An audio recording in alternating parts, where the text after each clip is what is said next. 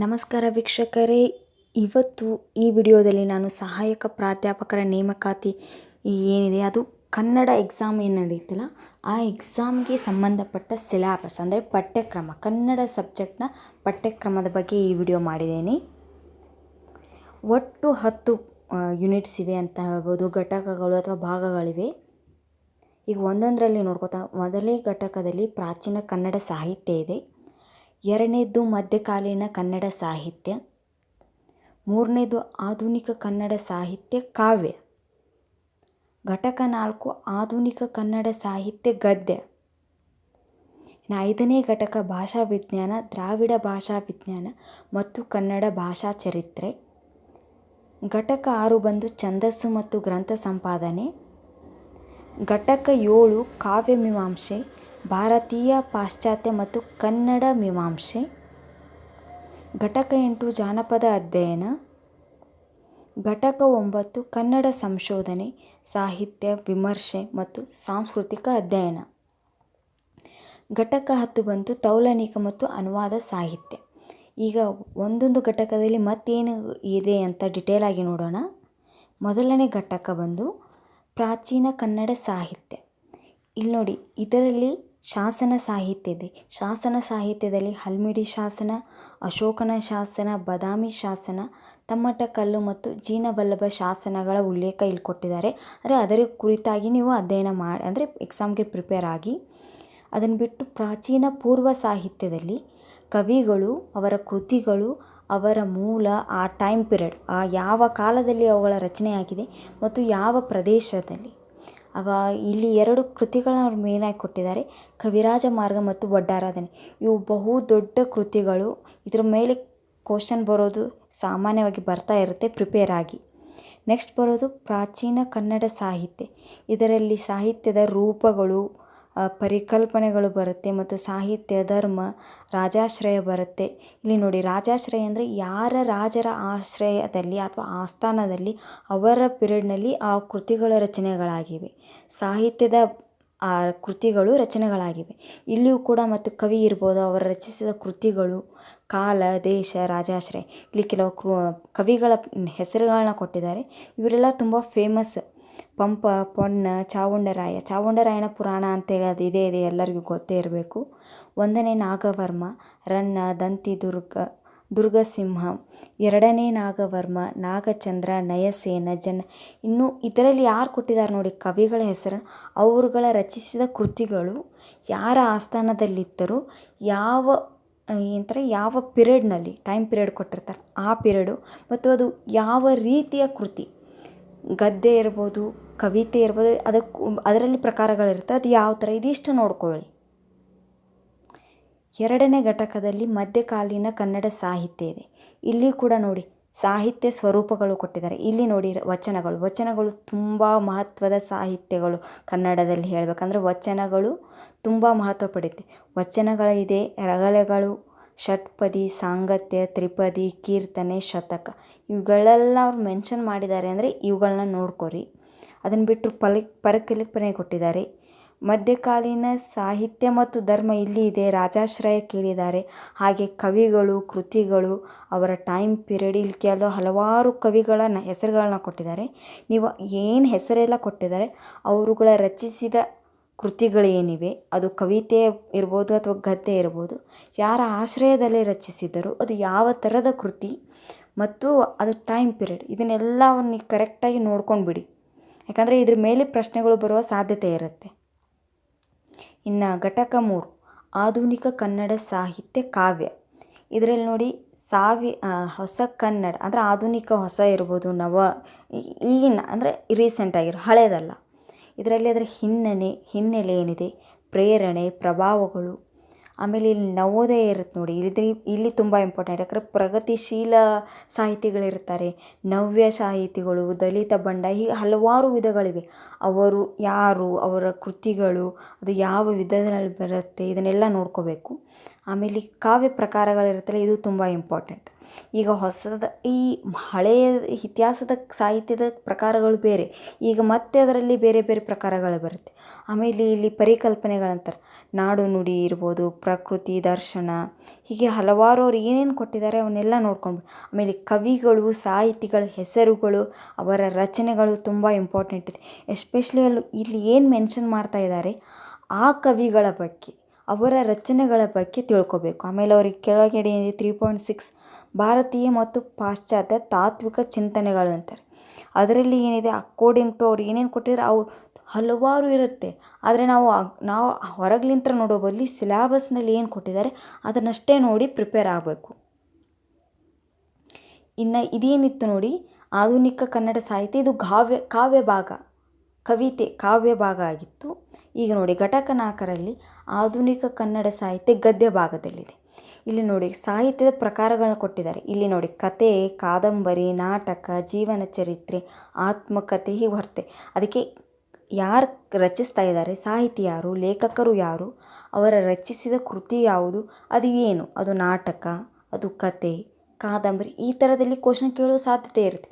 ಯಾವುದಾದ್ರೂ ಒಂದು ಕೃತಿ ತೆಗೆದು ಇದು ಯಾವ ಪ್ರಕಾರ ಅಂತ ಕೇಳ್ತಾರೆ. ಆಪ್ಷನ್ನಲ್ಲಿ ಅವ್ರು ನಾಟಕ ಅಂತ ಕೊಡ್ತಾರೆ, ಜೀವನ ಚರಿತ್ರೆ ಕೊಡ್ತಾರೆ, ಕಾದಂಬರಿ ಕೊಡ್ತಾರೆ, ವಿಚಾರ ಸಾಹಿತ್ಯ ಅಂತ ಕೊಡ್ತಾರೆ.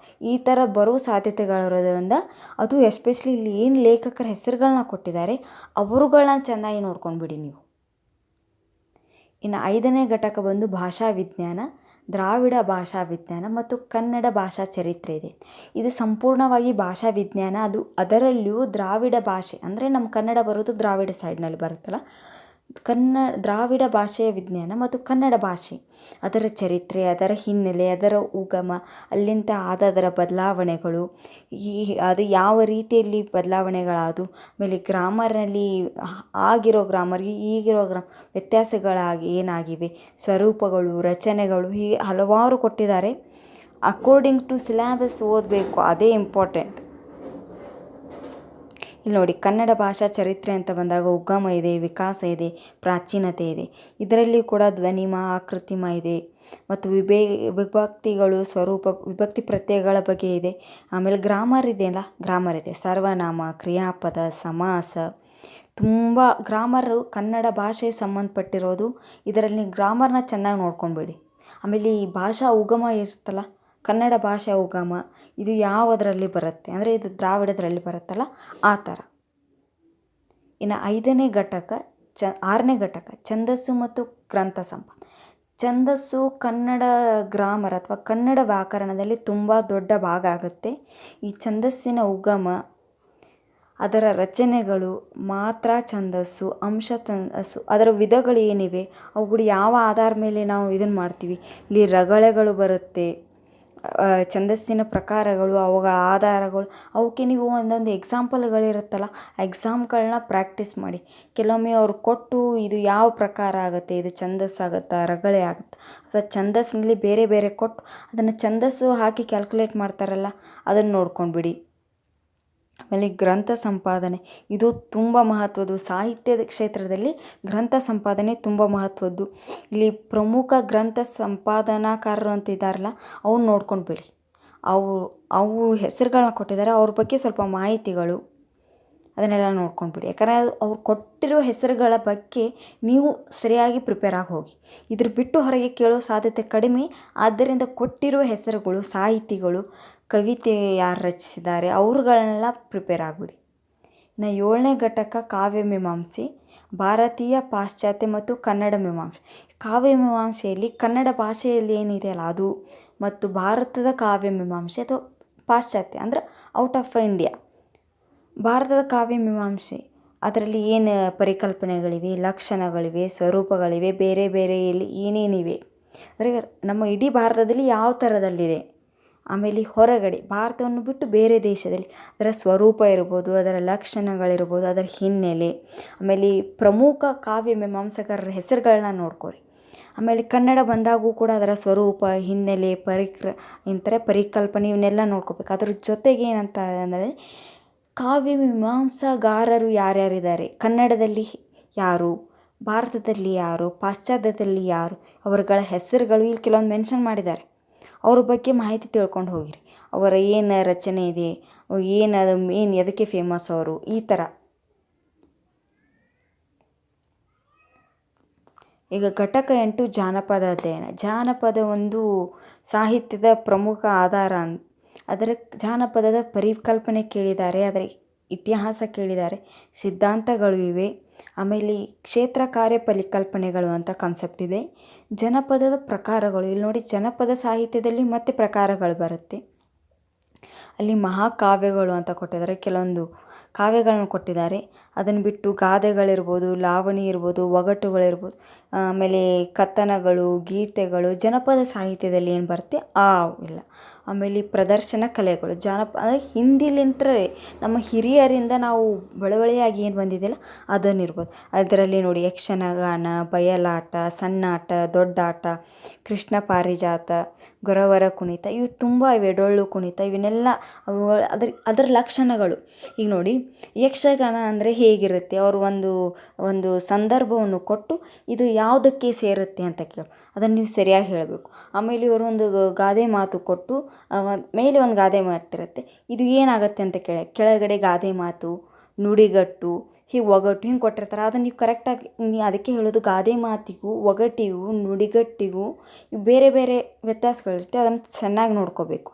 ಆಮೇಲೆ ವೃತ್ತಿ ಗಾಯಕರು, ಇದರಲ್ಲಿ ಜನಪದ ಗಾಯನವನ್ನು ಹಾಡುವವರು, ಅವ್ರಿಗೆ ಹೆಸರುಗಳಿವೆ. ಕಂಸಾಲೆ ಪದ ಹಾಡ್ತಾರೆ, ಕಿನ್ನರ ಜೋಗಿಗಳು ಹೀಗಿರ್ತಾರೆ ಅವರು. ಆಮೇಲೆ ದೇಸಿ ವಿದ್ವಾಂಸರು ಅಂತ ಇದೆ. ಅದರಲ್ಲಿ ಕೆಲವೊಂದು ಪ್ರಮುಖ ಹೆಸರುಗಳನ್ನ ಅವ್ರು ಕೊಟ್ಟಿದ್ದಾರೆ. ಅವರು ಜಾನಪದ ಸಂಶೋಧಕರಲ್ಲಿ ದೇಸಿ ವಿದ್ವಾಂಸರು ಅನ್ನೋ ಘಟಕದಲ್ಲಿ ಬರ್ತಾರೆ. ಅವ್ರ ಬಗ್ಗೆ ಮಾಹಿತಿಗಳು, ಅವರು ಏನು ರಚಿಸಿದ್ದಾರೆ ಅಥವಾ ಅದಕ್ಕೆ ಫೇಮಸ್ಸು, ಅವ್ರದ್ದು ಏನು ಅಂತ ನೋಡ್ಕೊಂಡು ಹೋಗಬೇಕು. ಘಟಕ 9 ಕನ್ನಡ ಸಂಶೋಧನೆ, ಸಾಹಿತ್ಯ ವಿಮರ್ಶೆ ಮತ್ತು ಸಾಂಸ್ಕೃತಿಕ ಅಧ್ಯಯನ. ಇದರಲ್ಲಿ ನೋಡಿ ಭಾಷಾ ಸಂಶೋಧನೆ, ಅದರಲ್ಲಿ ಕನ್ನಡ ಭಾಷೆ, ಕನ್ನಡ ಸಾಹಿತ್ಯ, ಅದನ್ನು ಕನ್ನಡ ಸಾಹಿತ್ಯ ಮೇಲೆ ವಿಮರ್ಶೆ ಮಾಡ್ತಿರ್ತಾರೆ ಅವರು. ಆಮೇಲೆ ಅದನ್ನು ಅಧ್ಯಯನ ಆಗಿರ್ತಿಲ್ಲ ಅದು. ಇಲ್ಲಿ ಸಂಶೋಧನಾ ಅಂತ ಕೊಟ್ಟಿದ್ದಾರೆ. ಅದರಲ್ಲಿ ಸಂಶೋಧನೆಯಲ್ಲಿ ಪರಿಕಲ್ಪನೆಗಳು, ಸ್ವರೂಪಗಳು, ಅದರ ಉದ್ದೇಶ ಏನು, ಅದರಿಂದ ಆಗೋ ಪ್ರಯೋಜನಗಳೇನು, ಅದರ ಹಿನ್ನೆಲೆ, ಅದರ ಇತಿಹಾಸ, ಅದರ ಬಗೆಗಳು ಮತ್ತು ಅದರ ಪ್ರಾಮುಖ್ಯತೆ, ಅದರಲ್ಲಿ ಸಂಶೋಧಕರು ಹಲವಾರು ವ್ಯಕ್ತಿಗಳು ಇದರಲ್ಲಿ ತಮ್ಮ ಹೆಸರನ್ನು ಮೂಡಿಸಿರ್ತಾರೆ, ಅಧ್ಯಯನ ಮಾಡಿರ್ತಾರೆ, ಒಂದು ಉನ್ನತ ಪೊಸಿಷನ್ಗೆ ಹೋಗಿರ್ತಾರೆ. ಅವರು ಸಾಧನೆ ಯಾರು ಮಾಡಿರ್ತಾರೆ ಅವರುಗಳ ಹೆಸರುಗಳನ್ನ ಕೊಟ್ಟಿದ್ದಾರೆ, ಅವ್ರ ಬಗ್ಗೆ ನೀವು ಮಾಹಿತಿ ತಿಳ್ಕೊಂಡು ಹೋಗಿರಿ. ಆಮೇಲೆ ಸಾಹಿತ್ಯ ವಿಮರ್ಶೆ ಅಂತ ಇದೆ, ಇದು ತುಂಬ ಇಂಪಾರ್ಟೆಂಟ್. ವಿಮರ್ಶಕರು ತುಂಬ ಸಾಹಿತ್ಯದಲ್ಲಿ ದೊಡ್ಡ ಪಾತ್ರ ವಹಿಸ್ತಾರೆ. ಇಲ್ಲಿ ನೋಡಿ ಅದರ ಸ್ವರೂಪ, ಅದರ ವ್ಯಾಪ್ತಿ, ಪ್ರಸ್ಥಾನಗಳು, ಹಾಗೆ ವಿಮರ್ಶಕರ ಹೆಸರುಗಳನ್ನ ಕೊಟ್ಟಿದ್ದಾರೆ. ಅದನ್ನು ನೀವು ನೋಡಿಕೊಂಡು ಅವರ ಏನೇನಿದೆ, ಅವರು ಯಾವುದ್ರ ಬಗ್ಗೆ ವಿಮರ್ಶೆ ಮಾಡಿದ್ದಾರೆ ಅದನ್ನೆಲ್ಲ ಒಂದು ಸ್ವಲ್ಪ ಸ್ಟಡಿ ಮಾಡ್ಕೊಂಡು ಹೋಗಬೇಕು. ಆಮೇಲೆ ಇಲ್ಲಿ ಸಾಂಸ್ಕೃತಿಕ ಅಧ್ಯಯನ ಐತೆ, ಇದು ಅಧ್ಯಯನ ಬಗ್ಗೆನೇ ಇರೋದು ಸಂಪೂರ್ಣವಾಗಿ. ಈ ಸಂಕಥನಗಳು, ವ್ಯಾಖ್ಯಾನ, ಆಮೇಲೆ ಚಿಂತಕರು, ಚಿಂತನೆಗಳು ಏನೇನಿವೆ, ಸ್ವರೂಪಗಳು, ಆಮೇಲೆ ನಡೆದು ಬಂದ ಕ್ರಮ, ಅಂದರೆ ಈ ಅಧ್ಯಯನ ಹೇಗೆ ಸ್ಟಾರ್ಟ್ ಆಯಿತು, ಆ ಹಂತ ಹಂತವಾಗಿ ಈ ಒಂದು ರೂಪಕ್ಕೆ ಬಂದಿದೆಯಲ್ಲ, ಈಗ ನಮಗೆ ಹೆಚ್ಚಿನ ಮಾಹಿತಿ ಇದೆ. ಈಗೆಲ್ಲದು ದಾಖಲೆಗಳು ನಮಗೆ ಸಿಗ್ತವೆ. ಅದು ಒಂದು ಬದಲಾವಣೆಯ ಜೊತೆಗೆ ಒಂದು ಏರಿಕೆ ಕ್ರಮದಲ್ಲಿ ಅಧ್ಯಯನದ ಕ್ರಮ ನಡೆದು ಬಂದಿದೆ, ಅದನ್ನು ನೋಡ್ಕೊಂಡು ಹೋಗಬೇಕು. ಆಮೇಲೆ ಪರಿಕಲ್ಪನೆಗಳು, ಬೇರೆ ಬೇರೆ ಪರಿಕಲ್ಪನೆಗಳಿವೆಯಲ್ಲ ಅದನ್ನು ನೋಡ್ಕೊಂಡು ಹೋಗಬೇಕು. ಕೊನೆಯ ಒಂದು ಘಟಕ 10 ತೌಲನಿಕ ಮತ್ತು ಅನುವಾದ ಸಾಹಿತ್ಯ. ತೌಲನಿಕ ಸಾಹಿತ್ಯದಲ್ಲಿ ಅದರ ಪರಿಕಲ್ಪನೆ, ವ್ಯಾಖ್ಯೆ, ಅದರ ಬೆಳವಣಿಗೆ ಮತ್ತು ಅದರ ಚಾರಿತ್ರಿಕತೆ, ಆಮೇಲೆ ಅದರ ನೆಲೆಗಳೇನಿದೆ, ಯಾವ ವಸ್ತು, ಸಾಹಿತ್ಯದ ವಸ್ತು, ಅದರ ಭಾಷೆ, ಕಾಲ, ಪ್ರಕಾರಗಳು, ಪ್ರಭಾವಗಳು, ಅದರ ಬಗ್ಗೆ ಅಧ್ಯಯನ ಆಗಿರುತ್ತೆ. ಅದರ ಬಗ್ಗೆ ಮಾಹಿತಿಗಳು ಸಿಗುತ್ತೆ, ಅದನ್ನು ನೋಡ್ಕೊಂಡು ಹೋಗಿ. ಇನ್ನು ಅನುವಾದ ಸಾಹಿತ್ಯದಲ್ಲಿ ತುಂಬ ದೊಡ್ಡದು. ಯಾಕಂದರೆ ಕನ್ನಡ ಭಾಷೆಯಿಂದ ಬೇರೆ ಭಾಷೆಗೆ ಅನುವಾದ ಆಗುವುದು, ಬೇರೆ ಭಾಷೆಗಳಿಂದ ಕನ್ನಡ ಭಾಷೆಗೆ ಅನುವಾದ ಆಗಿದೆ. ಯಾವ ಕೃತಿಗಳು, ಯಾವ ಸಾಹಿತ್ಯ ರಚನೆಗಳು ಅನುವಾದಗಳಾಗಿವೆ, ಅದನ್ನು ಅನುವಾದಿಸಿದವರು ಯಾರು, ಹೀಗೆ ಇಲ್ಲಿ ಕೆಲವೊಂದು ಮೆನ್ಷನ್ ಮಾಡಿದ್ದಾರೆ ಹೆಸರುಗಳನ್ನು, ಅವರು ಯಾವ ಕೃತಿಗಳನ್ನು ಅನುವಾದಿಸಿದ್ದಾರೆ ಅದನ್ನು ನೋಡ್ಕೊಂಡು ಹೋಗಿ. ಆಮೇಲೆ ಕೃತಿಗಳನ್ನ ಕೊಟ್ಟಿದ್ದಾರೆ, ಅವುಗಳನ್ನು ನೋಡ್ಕೊಂಡು ಹೋಗಿ.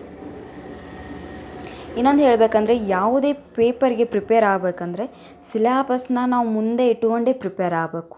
ಆಮೇಲೆ ಪ್ರೀವಿಯಸ್ ಇಯರ್ ಕ್ವಶನ್ ಪೇಪರ್ನ ರೆಫರೆನ್ಸಿಗೆ ಇಟ್ಕೊಂಡು ಪ್ರಿಪೇರ್ ಆಗಬೇಕು. ಅಂದಾಗೆ ಒಂದು ಸ್ವಲ್ಪ ನಮಗೆ ಎಕ್ಸಾಮ್ಸ್ಗೆ ಹೋಗ್ಬೇಕಾದ್ರೆ ಕಾನ್ಫಿಡೆನ್ಸ್ ಬರುತ್ತೆ. ಸಿಲೆಬಸ್ ಮಾತ್ರ ಕಂಪಲ್ಸರಿಯಾಗಿ ಇಟ್ಕೋರಿ. ಹಾರ್ಡ್ ಕಾಪಿ ಆದರೂ ತೊಗೊಳ್ಳಿ ಅಥವಾ ನಿಮಗೆ ಸಾಫ್ಟ್ ಕಾಪಿ ಓಕೆ ಅಂತಂದರೆ ಫೋನ್ನಲ್ಲಿ ಯಾವಾಗಲೂ ಸಿಲೆಬಸ್ ಕಾಪಿ ಇರಲಿ. ಚೆನ್ನಾಗಿ ಪ್ರಿಪೇರ್ ಆಗಿ. Best of luck. Thanks for watching.